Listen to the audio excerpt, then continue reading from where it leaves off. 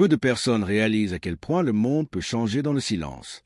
Des décisions prises loin du regard du public, des signes ignorés par la majorité, des mouvements lents, presque imperceptibles, précèdent souvent les plus grandes transformations de l'histoire. Imaginez maintenant découvrir que quelqu'un, des décennies auparavant, avait décrit ce processus avec des détails troublants, bien avant que le moindre indice visible n'apparaisse. Cette personne était Baba Vanga, une femme dont l'histoire a traversé les frontières et continue d'alimenter les débats aujourd'hui. Avant de mourir, elle aurait laissé des prédictions concernant le destin de 26 nations. Le contenu de ces visions, selon certains témoignages, aurait été jugé si sensible qu'il aurait dérangé des autorités et des dirigeants politiques dans différentes régions du monde. Non pas par mysticisme, mais parce que certaines descriptions semblaient étrangement alignées avec la direction prise par les événements. Connue comme la voyante aveugle de Bulgarie, Baba Vanga est fréquemment associée à des événements marquants du siècle dernier. Parmi les prédictions qui lui sont attribuées figurent l'effondrement de l'Union soviétique, de grandes attaques terroristes et des catastrophes naturelles d'ampleur continentale. Ce qui retient l'attention n'est pas seulement la coïncidence temporelle, mais le fait que ces visions auraient été consignées bien avant que toute prévision technique ou politique n'annonce de tels dénouements. Selon ce récit, ces dernières visions indiqueraient un changement profond de l'équilibre mondial. Tandis que certaines nations se renforceraient de manière inédite, d'autres traverseraient de longues périodes d'instabilité et de désordre. Le cœur de ces prédictions ne réside pas seulement dans ceux qui montent ou qui chutent, mais dans l'impact collectif de cette reconfiguration sur l'humanité. La question inévitable surgit alors, presque inconfortable. Où se situe votre pays dans ce scénario? Dans un monde en pleine réorganisation, la survie ne dépend pas uniquement de la puissance militaire ou de la richesse accumulée, mais de la capacité d'adaptation. Comprendre cela peut transformer complètement la manière dont on envisage l'avenir. Pour saisir pourquoi tant de personnes prennent ces prédictions au sérieux, il faut se pencher sur l'origine même de la voyante. Baba Vanga est née au début du siècle dernier dans une petite communauté rurale de Bulgarie. Encore enfant, elle perdit la vue lors d'une violente tempête de sable. Ce qui semblait être une tragédie définitive se serait transformé, selon ses partisans, en une porte d'accès à des perceptions dépassant l'ordinaire. À partir de cet épisode, des récits affirment qu'elle se mit à décrire des événements futurs au moyen d'images symboliques et fragmentées. Il ne s'agissait pas de récits clairs, mais de scènes, de métaphores et de signes nécessitant une interprétation. Sur plus de 5 décennies, sa renommée grandit au point d'attirer aussi bien des gens ordinaires que des figures influentes, tous en quête de réponses sur ce qui allait advenir. Certaines histoires affirment que des dirigeants politiques et des autorités de haut rang se rendaient jusqu'à sa modeste demeure dans la ville de Petrich pour l'écouter. Certains de ces rencontres sont encore débattus par les historiens, d'autres demeurent entourés de controverses. Néanmoins, ce qui n'est pas contesté, c'est l'ampleur de la réputation qu'elle a atteinte. La raison de cette recherche constante résiderait, selon ses adeptes, dans la précision inhabituelle de nombreuses prédictions. Même lorsque ces paroles semblaient énigmatiques ou difficiles à comprendre, le temps finissait par leur donner un nouveau sens. C'est précisément cet héritage qui explique pourquoi ces visions concernant l'année 2026 suscitent autant d'attention. Avant toute révélation sur des pays ou des blocs de pouvoir, un point essentiel doit être compris. Baba Vanga ne parlait pas seulement de politique ou d'économie. Ses visions tournaient autour de la survie, de la transformation et des choix collectifs. Pour elle, l'avenir n'était pas lointain, mais une conséquence directe des décisions prises dans le présent. C'est pour cette raison que beaucoup considèrent la période à venir comme un tournant décisif. Pas simplement une nouvelle année sur le calendrier, mais un point d'inflexion. Un moment où d'anciennes structures peuvent s'effondrer et où de nouvelles forces peuvent prendre le contrôle de la scène mondiale. Comprendre qui était Baba Vanga et pourquoi ses prédictions continuent d'être débattues est la première étape pour saisir pourquoi tant de personnes croient que le monde est sur le point de traverser un changement sans précédent. Ce qui suit ne concerne pas seulement des noms de pays, mais une refonte complète de la réalité que nous connaissons. Parmi les prédictions attribuées à Baba Vanga, certaines se distinguent non seulement par la gravité des événements, mais par l'impact durable qu'elles ont eu sur la mémoire collective. L'une d'elles concerne la mort de l'un des dirigeants les plus redoutés du siècle dernier. Des témoignages affirment qu'elle aurait annoncé la fin de Staline de nombreuses années avant sa mort, à une époque où une telle idée paraissait impensable. À ce moment-là, le pouvoir soviétique semblait trop solide pour s'effondrer de manière aussi brutale. Un autre épisode souvent cité est la catastrophe du sous-marin russe Kursk. Selon certains témoignages, Baba Vanga aurait déclaré que Kursk serait recouvert par les eaux et ferait pleurer le monde.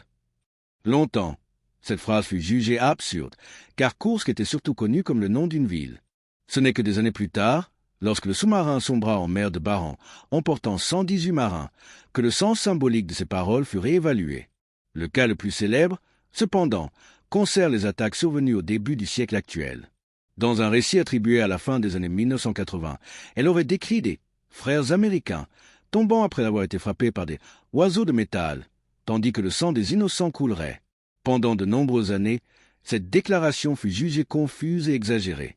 Après les événements qui détruisirent les tours jumelles à New York, l'association devint inévitable pour des millions de personnes à travers le monde. Ces exemples, qu'ils soient réels ou réinterprétés au fil du temps, ont contribué à forger l'image d'une voyante dont les paroles ne prenaient sens que lorsque l'avenir était déjà devenu présent.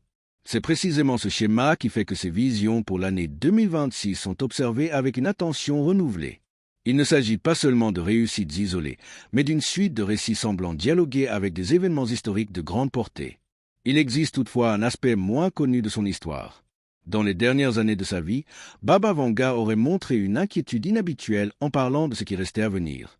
Des proches rapportent que ces descriptions prirent un ton d'urgence et de préoccupation plus marqué. Elle ne parlait pas seulement d'événements, mais de conséquences profondes pour l'humanité. Durant cette période finale, elle évoqua une grande rupture entre les nations, un scénario dans lequel quelques centres de pouvoir concentreraient des ressources essentielles, tandis que d'autres régions traverseraient une longue phase d'instabilité. L'un de ses proches parents affirma, dans une interview ultérieure, que la voyante avait laissé un document scellé contenant des prédictions spécifiques pour les années comprises entre 2025 et 2030. Ce document n'aurait été analysé qu'une seule fois, par un groupe restreint de chercheurs, au début de la décennie actuelle. Son contenu intégral n'a jamais été rendu public, mais des fragments attribués à ce document ont commencé à circuler. Parmi eux figurent des références à 3 forts symbolisés par des dragons et au déclin de structures anciennes qui soutinrent le monde pendant des siècles. À mesure que le calendrier approche de 2026, de nombreux observateurs affirment que le paysage mondial commence à refléter ces descriptions. Les tensions géopolitiques, les rivalités économiques, les crises énergétiques et les changements dans l'équilibre de l'influence internationale constituent un arrière-plan qui rend ce récit, au minimum, troublant. Avant toute tentative d'identifier des pays précis, il est essentiel de comprendre la manière dont Baba Vanga exprimait ses visions. Elle ne décrivait pas l'avenir comme une succession claire d'événements. Elle s'exprimait plutôt à travers des images symboliques, des métaphores et des scènes fragmentées. Pour elle, le sens ne résidait pas dans la littéralité, mais dans l'interprétation. L'image des 3 dragons en est un exemple. Il ne s'agit pas de créatures mythologiques, mais de représentations de force, de mouvements et de centres de pouvoir. Dans l'une de ses phrases les plus énigmatiques, attribuée à cette période, elle aurait déclaré que le dragon de l'Est s'éveillerait et dévorerait le lion. Pendant des décennies, cette affirmation resta sans explication convaincante. Cependant, en observant la transformation survenue sur la scène internationale au cours des dernières décennies, beaucoup commencèrent à associer le dragon oriental à un symbole lié, depuis des millénaires à la Chine. En quelques générations, le pays est passé d'une économie majoritairement agricole à l'une des plus grandes puissances économiques de la planète. Sa présence étend aujourd'hui sur tous les continents, que ce soit par le commerce, les investissements ou des projets d'infrastructures d'une ampleur inédite. La nouvelle route de la soie redessine les flux commerciaux et crée des dépendances durables. Dans ce contexte, l'idée d'un dragon qui s'éveille prend une dimension concrète. Le lion, traditionnellement associé au Royaume-Uni, peut également représenter, dans un sens plus large, l'ensemble des puissances occidentales qui ont dominé le monde moderne. La métaphore de la dévoration ne suggère donc pas une annihilation immédiate, mais une perte progressive de protagonisme, d'influence et de contrôle. C'est précisément cette lecture symbolique qui rend les visions attribuées à Baba Vanga si débattues. Elles n'offrent ni dates exactes ni noms explicites. Elles offrent des images. Et ce sont ces images qui, réinterprétées à la lumière du présent, continuent d'alimenter les débats, les craintes et le sentiment que le monde s'approche d'un point de bascule auquel peut-on réellement préparer. C'est à ce moment précis que le récit attribué à Baba Vanga acquiert un poids difficile à ignorer. Non par mystère, mais parce que les faits actuels semblent s'aligner de manière troublante avec des images décrites des décennies plus tôt. En observant les indicateurs mondiaux les plus récents, il apparaît que l'influence économique mondiale ne suit plus les mêmes trajectoires qu'autrefois. La Chine est devenue le principal partenaire commercial de plus de 130 pays, dépassant des économies qui ont longtemps dicté les règles du commerce international. Parallèlement, sa monnaie occupe une place croissante dans les transactions mondiales, réduisant, même progressivement, la dépendance au dollar dans les accords stratégiques. Ce mouvement ne représente pas seulement des chiffres dans des rapports financiers, mais un déplacement réel du pouvoir et de l'influence. Cependant, la vision attribuée à la voyante ne se limitait pas au marché et aux monnaies. Elle parlait d'un vaste lien entre l'Orient et l'Occident, d'un réseau capable d'unifier les territoires sous une logique commune. Des décennies plus tard, cette image trouve un écho dans des projets d'infrastructure à l'échelle continentale, reliant ports, routes, chemins de fer et centres de production, créant une trame de dépendance durable. Malgré cela, le récit ne désigne pas une seule force dominante. Au contraire, il décrit 3 centres de pouvoir distincts, symbolisés par des créatures puissantes. Le premier, souvent associé au dragon oriental, correspond à une nation ayant connu une transformation sans précédent. En quelques décennies, elle est passée d'une économie majoritairement agricole à l'un des moteurs centraux de l'économie mondiale, étendant sa présence à presque tous les continents. Le deuxième symbole apparaît de manière tout aussi claire. Le grand ours, image historiquement associée à la Russie, représente une puissance que beaucoup pensaient avoir perdue de son importance après la fin de l'ordre soviétique. Pourtant, au lieu de tenter de reconstruire un modèle ancien, le pays a commencé à investir dans de nouvelles formes d'influence, fondées sur l'énergie, la position géographique et des alliances stratégiques. Cette nouvelle forme, évoquée dans la prophétie, prend tout son sens lorsque l'on observe l'intensification de la coopération entre Moscou et Pékin. Des exercices militaires conjoints, des accords énergétiques à long terme et un alignement politique au sein des organisations internationales indiquent bien plus qu'un simple partenariat ponctuel. Il s'agit de la formation d'un axe capable de remettre en question des structures établies. C'est dans ce contexte qu'émerge la question la plus troublante. Si le dragon de l'Est et l'ours ressurgissant peuvent déjà être identifiés, quelle serait la troisième force? Baba Vanga parlait d'un nouvel empire qui surgirait sur des terres marquées par la chute de grands dirigeants du passé. Une image ouverte qui a donné lieu à de nombreuses interprétations. Certains voient dans cette description l'Inde, une nation à la population immense, à la croissance rapide et héritière de vastes empires historiques. D'autres désignent la Turquie, située au carrefour des continents, héritière d'un empire qui contrôlait autrefois des régions stratégiques et qui manifeste aujourd'hui des ambitions régionales de plus en plus évidentes. Il existe cependant une lecture plus large et plus inquiétante. Plutôt qu'un pays unique, le symbole pourrait représenter l'émergence d'une nouvelle configuration politique, une union de territoires ou d'États qui se réorganise après l'usure de l'ordre précédent. Non pas un empire au sens classique, mais une structure inédite, façonnée par les failles d'un système en déclin. Quelle que soit l'interprétation retenue, un point demeure constant. Ces forces n'agiraient pas de manière isolée. Le récit évoque des piliers qui se soutiennent mutuellement, formant des alliances capables de redéfinir les flux de ressources, les standards technologiques et les centres de décision. Lorsque ces éléments s'alignent, le fonctionnement du monde se transforme. C'est précisément à ce moment que la vision devient plus sombre. Tandis que ces nouveaux pôles consolident leur pouvoir, d'autres nations entrent dans un cycle d'instabilité. Des pays qui semblent aujourd'hui solides feraient face à des crises profondes, non seulement économiques, mais aussi sociales et institutionnelles. L'image des anciens royaumes en déclin et des soleils occidentaux perdant leur éclat ne suggère pas une destruction immédiate, mais un affaiblissement progressif et irréversible. Le monde décrit par Baba Vanga n'est pas un scénario avec un vainqueur unique, mais celui d'une transformation radicale. Un environnement dans lequel la puissance se redistribue, les alliances se redessinent et les certitudes anciennes cessent de servir de repères. Comprendre ce processus n'est pas une question de croyance, mais d'attention. Car lorsque le pouvoir change de main, tout le monde en ressent les effets, y compris ceux qui pensent être éloignés du centre de la tempête. Lorsqu'il est question de changement dans l'équilibre mondial, une question inévitable surgit de manière inconfortable. Que devient-il des pays qui, pendant des décennies, ont occupé le centre du pouvoir mondial? Des nations comme les États-Unis, le Royaume-Uni et la France ont bâti leur influence sur l'économie, les alliances militaires et la domination culturelle. Pourtant, le récit attribué à Baba Vanga suggère que ce cycle approche de sa limite.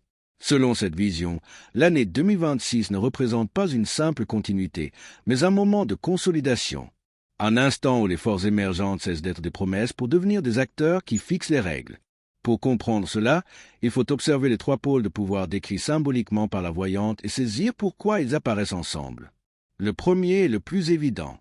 La Chine apparaît comme un pays ayant atteint une étape décisive de son parcours.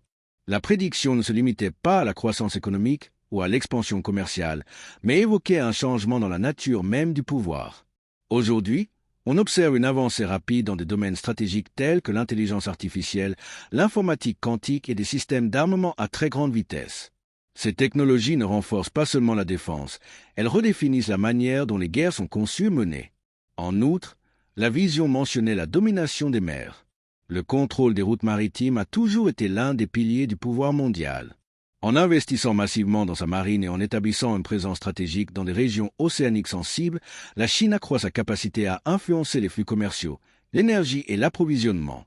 Celui qui contrôle les océans ne contrôle pas seulement les navires, mais le rythme même de l'économie mondiale. Il existe également un aspect plus subtil et peut-être plus inquiétant. Baba Vanga parlait d'un système unique qui unifierait le monde. De nombreux interprètes associent cette image à l'expansion des technologies de surveillance, d'analyse de données et de contrôle comportemental. Des systèmes capables de suivre les habitudes, les décisions et les schémas sociaux ne représentent pas seulement une efficacité administrative, mais une nouvelle forme de pouvoir, silencieuse et profonde, qui façonne les comportements sans recourir à la force directe. Le deuxième pôle décrit apparaît de manière tout aussi symbolique. La Russie est présentée comme une force agissant comme gardienne entre deux continents. Cette image prend tout son sens lorsque l'on considère sa position géographique singulière, qui s'étend de l'Europe orientale jusqu'à l'extrême Pacifique. Peu de pays contrôlent une telle étendue territoriale et un accès aussi vaste à des ressources stratégiques. Le récit évoque également une période de gel en Occident. Pour certains, cela renvoie à une nouvelle ère de rivalité politique et militaire.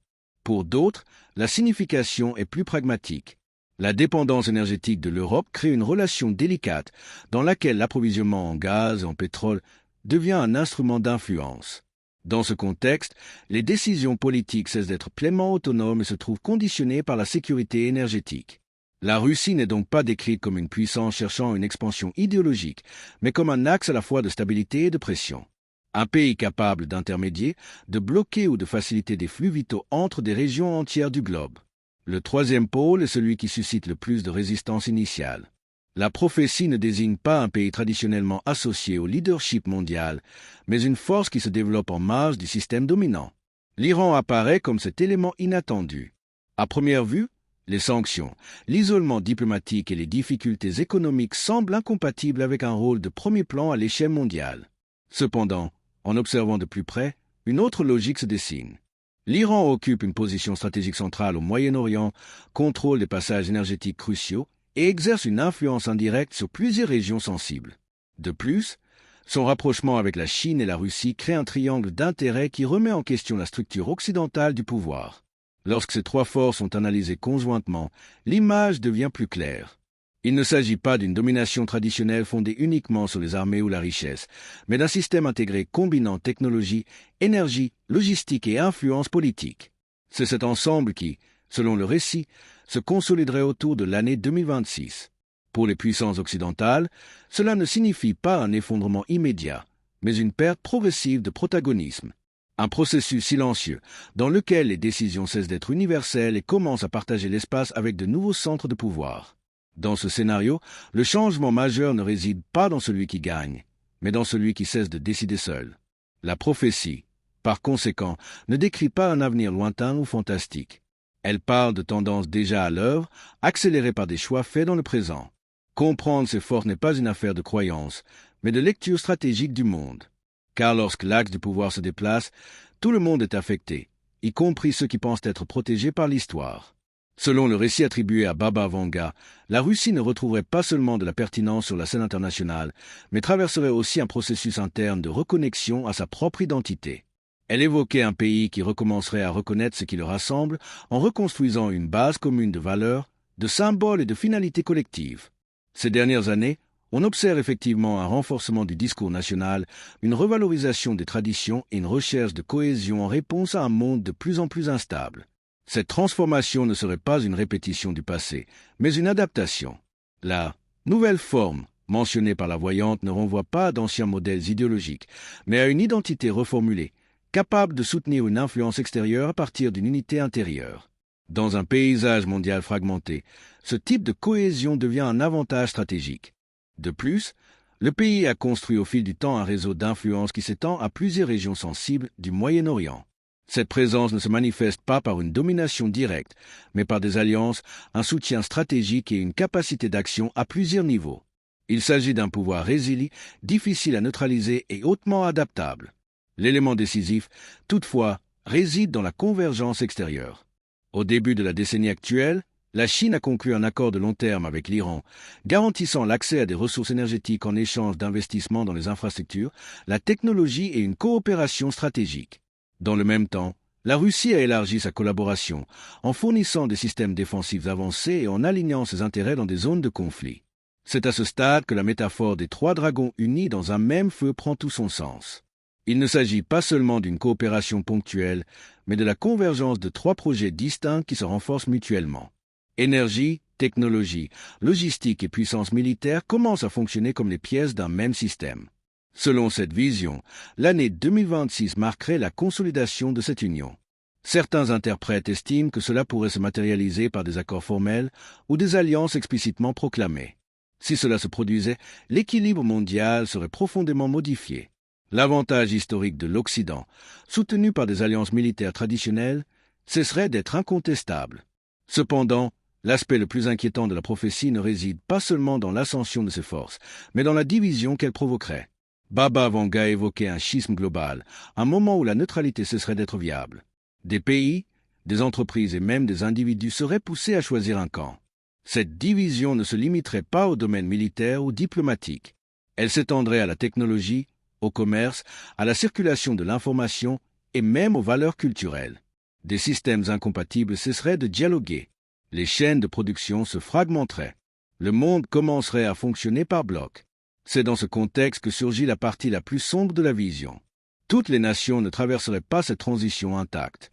Certaines, aujourd'hui considérées comme stables et prospères, feraient face à des crises profondes. D'autres, presque invisibles à présent, surprendraient par leur capacité d'adaptation et de survie. Le message final n'est pas celui d'un destin inévitable, mais d'un avertissement. Dans un monde qui se divise, survivre ne dépend pas seulement de la puissance accumulée, mais d'une lecture correcte du contexte et d'une capacité de changement. Ceux qui comprennent les signes trop tôt passent pour alarmistes. Ceux qui les ignorent trop longtemps en paient le prix. Lorsqu'on parle de transformation globale, une curiosité inévitable surgit de manière presque angoissante. Qui traversera cette période de rupture debout? Qui succombera au poids de ses propres contradictions? Et que devient celui qui tente de rester neutre dans un monde qui laisse de moins en moins de place à l'indécision? Selon le récit attribué à Baba Vanga, l'année 2026 ne serait pas seulement un repère sur le calendrier, mais un moment de choix collectif. Les décisions prises durant cette période résonneraient pendant des décennies, redéfinissant les alliances, les modèles économiques et même la manière dont les sociétés s'organisent. Pour les gens ordinaires, cela ne se traduit pas par des abstractions, mais par des changements concrets du coût de la vie, de la stabilité politique et de la sécurité du quotidien. Après avoir décrit l'ascension de nouveaux pôles de pouvoir, la voyante aurait également accordé une attention particulière à ceux qui perdraient du terrain. Sa vision ne se limitait pas aux gagnants. Elle parlait de nations confrontées à un processus douloureux d'affaiblissement, marqué par des crises internes, une fragmentation sociale et une perte de pertinence internationale. Parmi les premiers symboles associés à ce déclin figure l'image d'un grand oiseau qui perd ses plumes. L'aigle, pendant des décennies synonyme de leadership mondial, de liberté et de suprématie, apparaît affaibli. Cette métaphore est souvent liée aux États-Unis. La lecture ne renvoie pas uniquement à des difficultés économiques, même si la dette publique a dépassé le seuil de 35 000 milliards de dollars. Le problème décrit est plus profond. Il s'agit d'une érosion progressive de l'influence, de la crédibilité extérieure et de la cohésion interne. La vision parle d'une nation divisée par des affrontements politiques intenses, des tensions sociales persistantes et un climat où les consensus essentiels deviennent de plus en plus rares.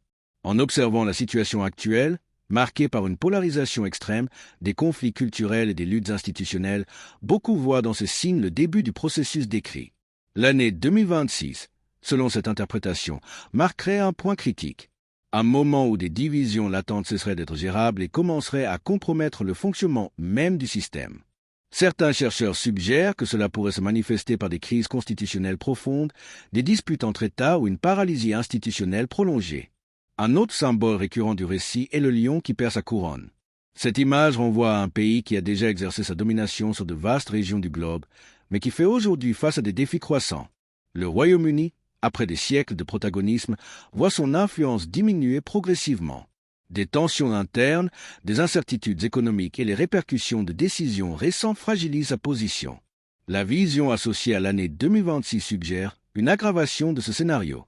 Des questions territoriales, des conflits politiques internes et des conséquences économiques accumulées créeraient un environnement d'instabilité plus profond que celui observé jusqu'à présent. Il ne s'agit pas d'un effondrement immédiat, mais d'un affaiblissement continu qui limite la capacité d'action extérieure. L'Europe, de manière plus large, occupe également une place centrale dans cette partie de la prophétie. Elle est décrite comme un continent ancien, chargé d'histoire, mais plongé dans l'incertitude. L'Union créée pour garantir la coopération et la stabilité fait face à des fissures internes, à des intérêts contradictoires et à une difficulté croissante à agir comme un bloc cohérent. Des crises économiques récurrentes, des divergences politiques et des défis sociaux remettent en question le projet d'intégration. L'image de l'obscurité ne suggère pas une disparition, mais une perte de direction. Un continent qui dictait autrefois les orientations mondiales commence à réagir aux événements au lieu de les diriger. Le message central de cette partie de la vision est clair. Le déclin ne se produit pas de manière soudaine. Il se construit lentement, nourri par des divisions internes, des décisions reportées et une incapacité à s'adapter. À l'inverse, ceux qui reconnaissent les signes suffisamment tôt peuvent réviser leur stratégie et emprunter de nouvelles voies. Dans ce contexte, l'année 2026 apparaît comme un tournant décisif. Non comme une sentence finale, mais comme le moment où les choix cessent d'être reportables. Dans un monde qui se réorganise rapidement, survivre ne dépend pas uniquement d'un passé glorieux, mais de la capacité à comprendre le présent et à agir avant que les anciennes structures ne cessent de soutenir l'avenir. Selon le récit attribué à Baba Vanga, les difficultés rencontrées par les anciennes puissances atteindraient une limite critique au cours de l'année 2026. Ce moment ne serait pas une simple crise passagère, mais un point de rupture capable d'entraîner la désintégration de structures politiques ou une transformation profonde des alliances qui ont soutenu le monde moderne pendant des décennies. La question centrale n'est pas de savoir si des changements auront lieu, mais pourquoi ils toucheraient précisément ceux qui ont si longtemps dominé la scène mondiale. La réponse réside dans la nature instable du pouvoir. Au cours des 2 derniers siècles, l'influence mondiale s'est concentrée dans les démocraties occidentales, renforcée par l'expansion coloniale, la révolution industrielle, plus tard, par la domination financière et technologique. Ce modèle paraissait solide et durable. Pourtant, aucun système ne demeure dominant pour toujours. L'axe de l'influence mondiale se déplace de manière continue vers l'Orient. Une population nombreuse, une capacité de production croissante et l'accès à des ressources stratégiques ont placé les nations asiatiques dans une position privilégiée. Pendant ce temps, une grande partie de l'Occident fait face à un endettement élevé, au vieillissement démographique et à des conflits internes qui affaiblissent sa capacité d'adaptation. Selon cette vision, Baba Vanga aurait perçu cette tendance à une époque où l'Occident semblait incontestable. Elle évoquait un affaiblissement silencieux, la perte de valeurs partagées et la fragmentation interne qui précèdent les grands effondrements historiques. Il ne s'agissait pas de prédire des dates, mais d'identifier des schémas. Pour les gens ordinaires, ces transformations cessent d'être des concepts lointains. Elles se manifestent par une instabilité économique accrue, une insécurité professionnelle et une incertitude concernant l'avenir des générations suivantes. Lorsqu'un pays perd son équilibre, les effets touchent directement le quotidien de ses citoyens. Les monnaies se déprécient, les emplois disparaissent et la prévisibilité s'effondre. Pourtant, la vision ne se limite pas au pessimisme. Baba Vanga parlait également de ceux qui parviendraient à traverser cette période avec lucidité. Elle évoquait des individus attentifs aux signes, capables de se préparer avant que les changements ne deviennent irréversibles. Selon ses paroles, de nouvelles formes d'organisation émergeraient des structures qui se désagrégeraient. Elle décrivait les communautés plus résilientes, fondées sur la coopération, l'adaptation et la conscience du moment historique. L'idée centrale n'était pas de fuir le monde, mais de comprendre le nouveau contexte avant qu'il ne s'impose de manière définitive. Après des périodes d'obscurité, disait-elle, il existe toujours une possibilité de reconstruction. Ce message conduit à une question inévitable. Êtes-vous réellement attentif à ce qui se passe autour de vous? Êtes-vous capable d'identifier les signes avant qu'ils ne deviennent des crises ouvertes? Êtes-vous prêt à prendre des décisions difficiles pour vous protéger, ainsi que ceux qui dépendent de vous? C'est à ce moment qu'apparaît la dernière et la plus énigmatique des prophéties attribuées à Baba Vanga. Elle aurait déclaré qu'en 2026, le ciel montrerait un signe, contraignant l'humanité à choisir. La signification de cette affirmation demeure ouverte à l'interprétation, ce qui la rend d'autant plus troublante. Certains chercheurs estiment que ce signe ne serait pas littéral, mais symbolique. Un tournant technologique capable de transformer irréversiblement la vie humaine. L'intelligence artificielle, par exemple, se rapproche rapidement d'un niveau où des décisions autrefois réservées à l'être humain deviennent automatisées, redéfinissant le travail, le contrôle et même la notion de choix. D'autres interprètent ce signe comme un événement géopolitique d'une ampleur inédite, si décisif qu'il obligerait individus et nations à se positionner. Un moment où rester neutre deviendrait impossible, non par contrainte directe, mais en raison de l'incompatibilité des systèmes, des valeurs et des intérêts. Il existe encore une lecture plus profonde. Le signe dans le ciel représenterait le début d'une nouvelle étape de l'humanité. Non la fin du monde, mais la clôture d'un ordre ancien. Un point à partir duquel rien ne fonctionnerait exactement comme auparavant. Quelle que soit l'interprétation correcte, une chose se distingue clairement. L'année 2026 apparaît comme une ligne de partage. Une période où des choix longtemps différés cessent d'être optionnels. En de tels temps, survivre ne dépend pas uniquement de la force ou de la chance, mais de la conscience, de la préparation et de la capacité d'adaptation. L'histoire n'est pas immobile. Elle s'accélère. Et ceux qui comprennent cela trop tôt paraissent excessifs. Ceux qui le réalisent trop tard ont rarement la possibilité de choisir. Selon la vision attribuée à Baba Vanga, le signe qui apparaîtrait en 2026 ne serait pas un événement isolé, mais le point de départ d'une nouvelle étape de l'humanité. Une transition si profonde qu'elle rendrait le monde d'avant méconnaissable. Il ne s'agirait pas seulement de changements politiques ou économiques, mais d'une rupture structurelle capable de redéfinir les valeurs, les systèmes et la manière même de vivre en société. Cette nouvelle ère, selon le récit, ne naîtrait pas de façon pacifique. Elle émergerait au milieu de décisions difficiles, de divisions évidentes et de choix qui ne pourraient plus être différés. L'année 2026 apparaîtrait comme un point d'inflexion, un moment où le cours de l'histoire cesserait de suivre un chemin connu pour s'aventurer vers des territoires inconnus. Dans ce contexte, trois forces chercheraient à consolider leur domination et leur influence. La Chine, la Russie et l'Iran ne seraient pas de simples pays en compétition pour de l'espace, mais des pôles d'un nouvel arrangement mondial, soutenus par la technologie, l'énergie, la logistique et des alliances stratégiques. En contraste, les puissances qui ont occupé pendant des décennies le centre du pouvoir mondial traverseraient une période de survie, d'adaptation et de perte progressive de protagonisme. Cette transformation ne se produirait pas dans le silence. Elle serait ressentie dans la vie quotidienne, dans les prix, la sécurité, l'accès aux ressources et les opportunités futures. Le monde cesserait de fonctionner selon une logique unique et commencerait à se fragmenter en blocs aux valeurs, aux systèmes et aux objectifs distincts. Dès lors, la question cesse d'être abstraite. Il ne s'agit pas de croire ou non aux prophéties, mais de reconnaître les signes. Baba Vanga aurait laissé un avertissement simple et direct. Ceux qui observent, comprennent et se préparent traversent la tempête avec davantage de chances de rester debout. Ceux qui ignorent, en espérant que tout demeure inchangé, se retrouvent perdus lorsque les anciennes structures cèdent. Dans cette vision, l'attention n'est pas de la curiosité. C'est une question de survie. Se préparer signifie comprendre le contexte mondial, protéger les ressources, renforcer les liens communautaires et développer une capacité d'adaptation. Il ne s'agit pas de fuir le monde, mais de voir le monde tel qu'il est en train de devenir. Le plus troublant est que ce processus aurait déjà commencé.